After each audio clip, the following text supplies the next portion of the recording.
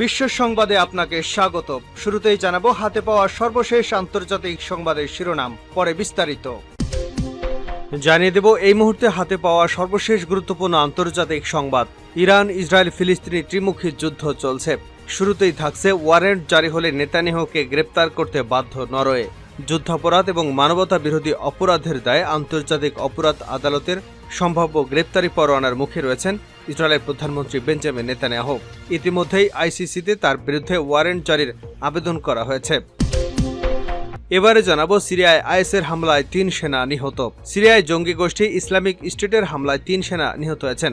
একটি পর্যবেক্ষক সংস্থা জানিয়েছে স্থানীয় সময় মঙ্গলবার বাদিয়া মরুভূমিতে একটি সেনা ঘাঁটিতে হামলায় ৩ সিরীয় সেনা নিহত হয়েছেন। জানাবো রাইসির মৃত্যু জোরালো ষড়যন্ত্র তত্ত্বের মধ্যেই তদন্ত শুরু। হেলিকপ্টার বিধ্বস্ত হয়ে প্রেসিডেন্ট ইব্রাহিম রাইসি, পররাষ্ট্রমন্ত্রী হোসেন আমির আবদুল্লাহিয়ান এবং তাদের সফর সঙ্গীদের নিহত হওয়ার ঘটনায় তদন্ত শুরু করেছে ইরান। জানিয়ে দেব আয়াতুল্লাহ আলীর খামেনির ছেলে হতে পারেন ইরানের পরবর্তী নেতা। কয়েক বছর ধরে ইরানের সর্বোচ্চ নেতার ছেলে তার পিতা আয়াতুল্লাহ আলী খামেনির উত্তরসূরি সম্ভাব্য প্রার্থী বলে ধারণা করা হচ্ছে। এদিকে ফিলিস্তিনের গাজায় ইসরায়েলি হামলায় গর্ভবতী নারীসহ 18 জন ফিলিস্তিনি নিহত হয়েছেন।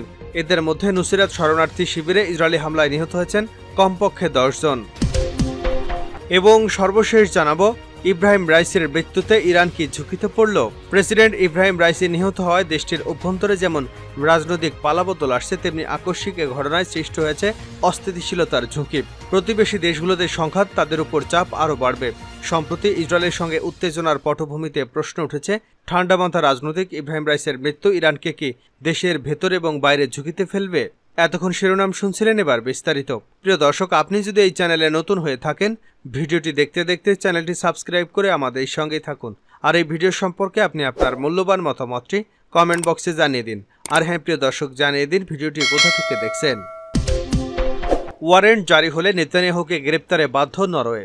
যুদ্ধ অপরাধ এবং মানবতা বিরোধী অপরাধের দায়ে আন্তর্জাতিক অপরাধ আদালতের সম্ভাব্য গ্রেপ্তারি পরোয়ানার মুখে রয়েছে ইসরায়েলের প্রধানমন্ত্রী বেঞ্জামিন নেতানিয়াহু। ইতিমধ্যে আইসিসিতে তার বিরুদ্ধে ওয়ারেন্ট জারির আবেদন করা হয়েছে। এমন অবস্থায় পরোয়ানা জারি হলেই নেতানিয়াহুকে গ্রেপ্তারের চমকপ্রদ ঘোষণা নিয়েছে নরওয়ে। স্ক্যান্ডিনেভিয়ান এই দেশটি বলছে, আইসিসির ওয়ারেন্ট জারি হলে নেতানিয়াহুকে গ্রেপ্তার করতে তারা বাধ্য। বুধবার এক প্রতিবেদনে এ তথ্য জানিয়েছে বার্তা সংস্থা আনাদোলু। প্রতিবেদনে বলা হয়, আন্তর্জাতিক অপরাধ আদালতের বিচারকদের প্যানেল পরোয়ানা জারি করলে নরওয়ে ইসরায়েলের প্রধানমন্ত্রী বেঞ্জামিন নেতানিয়াহু এবং প্রতিরক্ষা মন্ত্রী ইয়োব গ্যালনকে গ্রেপ্তার করবে বলে ঘোষণা দিয়েছে দেশটি। প্রথমে ইউরোপীয় দেশ হিসেবে মঙ্গলবার নরওয়ে এমন ঘোষণা দিল। নরওয়ের পররাষ্ট্রমন্ত্রী এসপেন বার্থ এইডে বলেন, হেগ ট্রাইব্যুনালের পক্ষ থেকে নেতানিয়াহু এবং গ্যালন্টের বিরুদ্ধে গ্রেপ্তারি পরোয়ানা জারি করা হলে এবং তারা নরওয়েতে আসলে তাদের গ্রেপ্তার করতে বাধ্য থাকবে তার দেশ। নরওয়ের একটি অনলাইন পত্রিকা বলছে, নেতানিয়াহু নরওয়ে সফরে আসলে তাকে প্রত্যাবর্তন বা যথাযথ কর্তৃপক্ষের কাছে সমর্পণের ঝুঁকি রয়েছে বলে নিশ্চিত করেছেন পররাষ্ট্রমন্ত্রী এসপেন বার্থ এইডে। মূলত গাজায় যুদ্ধাপরাধের পরিকল্পনা এবং তা বাস্তবায়নের অভিযোগে ইসরায়েলের প্রধানমন্ত্রী বেঞ্জামিন নেতানিয়াহু এবং ইসরায়েলের প্রতিরক্ষা মন্ত্রী ইয়োব গ্যালন্টের বিরুদ্ধে গ্রেপ্তারি পরোয়ানা জারির আবেদন জমা পড়েছে নেদারল্যান্ডসের হেগ শহরে অবস্থিত আন্তর্জাতিক অপরাধ আদালতে। আইসিসির শীর্ষ প্রসিকিউটর করিম আসাদ আহমেদ খানের দপ্তর থেকে করা হয়েছে এমন আবেদন। করিম খান গত সোমবার জানান, তিনি নেতানিয়াহুর বিরুদ্ধে গ্রেপ্তারি পরোয়ানা জারির আবেদন করেছেন। এছাড়া হামাস প্রধান ইয়াহিয়া সিনওয়ার এবং হামাসের 2 নেতার বিরুদ্ধে গ্রেপ্তারি পরোয়ানা জারির আবেদন করেছেন তিনি। সিরিয়ায় আইএসের হামলায় 3 সেনা নিহত। সিরিয়ায় জঙ্গি গোষ্ঠী ইসলামিক স্টেটের হামলায় 3 সদস্য নিহত হয়েছেন। একটি পর্যবেক্ষণ সংস্থা জানিয়েছে স্থানীয় সময় মঙ্গলবার বাদিয়া মরুভূমিতে একটি সেনা ঘাঁটিতে হামলায় 3 সিরীয় সেনা নিহত হয়েছেন। এপির প্রতিবেদনে এ তথ্য জানানো হয়। Syrian observatory for human rights জানিয়েছে, জঙ্গিরা এমন একটি জায়গায় হামলা চালিয়েছে যেখানে সরকারি বাহিনীর সদস্যরা অবস্থান করছিল। হামলায় এক লেফটেন্যান্ট কর্নেল এবং 2 সেনা প্রাণ হারিয়েছেন। ব্রিটেন ভিত্তিক পর্যবেক্ষণ সংস্থাটি বলছে, সিরিয়ার সেনাবাহিনী ওই এলাকায় নিরাপত্তা বাহিনী পাঠিয়েছে, যদিও সেখানে আইএসএ ধরনের হামলার ঘটনা ঘটেছে। দেশটিতে প্রায় বিভিন্ন স্থানে আইএসের হামলার খবর পাওয়া যায়। এর আগে গত 3রা মে আইএস মরুভূমি এলাকায় 3টি সামরিক স্থাপনা লক্ষ্য করে এতে কমপক্ষে 15 সিরীয় সরকারপন্থী যোদ্ধা নিহত হন। রাইসির মৃত্যু জোরালো ষড়যন্ত্র তত্ত্বের মধ্যেই তদন্ত শুরু। হেলিকপ্টার বিধ্বস্ত হয়ে প্রেসিডেন্ট রাইসি, পররাষ্ট্রমন্ত্রী হোসেন আমির আবদুল্লাহিয়ান এবং তাদের সফর সঙ্গীদের নিহত হওয়ার ঘটনায় তদন্ত শুরু করেছে ইরান। দেশটির সশস্ত্র বাহিনীর প্রধান মেজর জেনারেল মোহাম্মদ বাগেরি উচ্চ পর্যায়ের একটি প্রতিনিধি দলকে এ তদন্তের দায়িত্ব দিয়েছেন। দেশটির রাষ্ট্রীয় বার্তা সংস্থা IRNA এ খবর জানিয়েছে। তদন্ত দলটির নেতৃত্ব দিচ্ছেন ব্রিগেডিয়ার আলী আব্দুল্লাহি। দলটি ইতিমধ্যে হেলিকপ্টার বিধ্বস্ত হওয়া এলাকায় পৌঁছেছেন এবং তদন্ত শুরু করেছে। পুরো তদন্ত কাজ শেষ হওয়ার পরই ফলাফল জানা যাবে। এদিকে ইরানের প্রেসিডেন্ট ইব্রাহিম রাইসিকে নিয়ে হেলিকপ্টার বিধ্বস্ত হওয়ার ঘটনায় যুক্তরাষ্ট্রকে দোষছেন রাশিয়ার পররাষ্ট্রমন্ত্রী সের্গেই ল্যাভরভ। তিনি বলেন, মার্কিন নিষেধাজ্ঞার কারণে ইরানের অভ্যন্তরে উড়োজাহাজ চলাচলে সংকটের মুখে পড়েছে।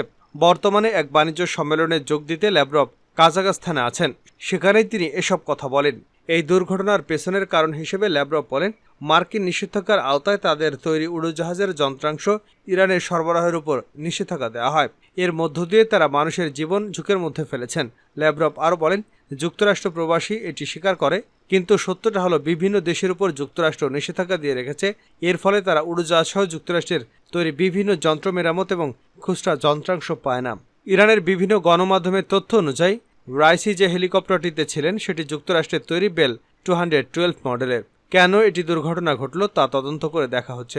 যুক্তরাষ্ট্রের এর বড় বড় কয়েকটি সরবরাহকারী প্রতিষ্ঠান আরোপিত কয়েক দেশকে নিষেধাজ্ঞার কারণে ইরানের পক্ষে তাদের উড়োজাহাজের যন্ত্রাংশ পাওয়া বা হালনাগাদ করা কঠিন হয়ে ওঠে।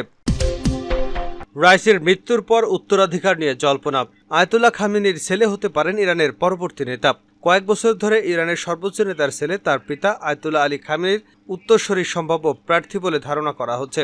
আয়াতুল্লাহ খামেনির ছেলে মোস্তফা খামেনি ইরানের রাজনীতিতে অন্তরালের মানুষ হিসেবে পরিচিত। তবুও ইরানের অভ্যন্তরে তার রয়েছে শক্তিশালী প্রভাব।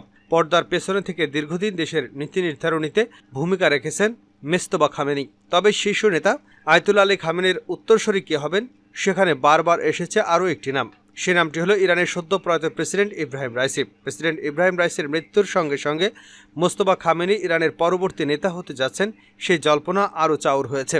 85 বছর বয়সী সর্বোচ্চ নেতার অবসর এবং তার জায়গায় নতুন উত্তরসূরি আসার জন্য প্রস্তুতি নেওয়া হচ্ছে।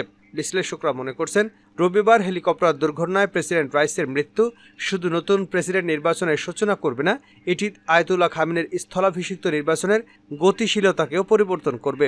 ক্লেমসন ইউনিভার্সিটির লেকচারার আরাশ আজিজি বলেন, 2009 সালের দিকে মানুষ সর্বপ্রথম মোস্তফা খামেনি একজন সম্ভাব্য উত্তরসূরি হিসেবে কথা বলতে শুরু করে।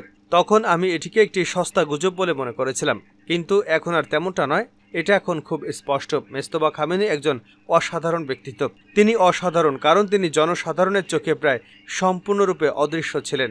আরাশ আজিজি আরও বলেন, ইরানের রাজনৈতিক প্রতিষ্ঠানের মধ্যে একটি ক্রমবর্ধমান অংশে প্রকাশ্যে মোস্তফা খামেনিকে সমর্থন করতে শুরু করেছে। 55 বছর বয়সী মোস্তফা খামেনি আয়াতুল্লাহ আলী খামেনির 6 সন্তানের মধ্যে দ্বিতীয় পুত্র। তিনি একজন রক্ষণশীল হার্ডলাইনার হিসেবে পরিচিত।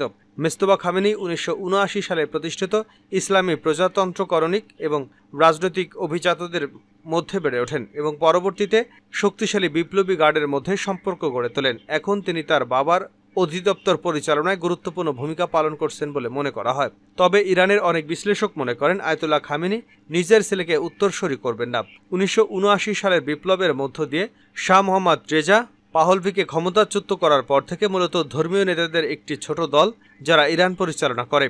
নির্বাচিত কর্মকর্তাদের চেয়ে অনেক বেশি ক্ষমতায় অধিষ্ঠিত হয়েছেন তারা। কিন্তু ইসলামী প্রজাতন্ত্রের একটি মৌলিক নীতি ছিল, এটি বংশগত শাসনের অবসান ঘটিয়েছে।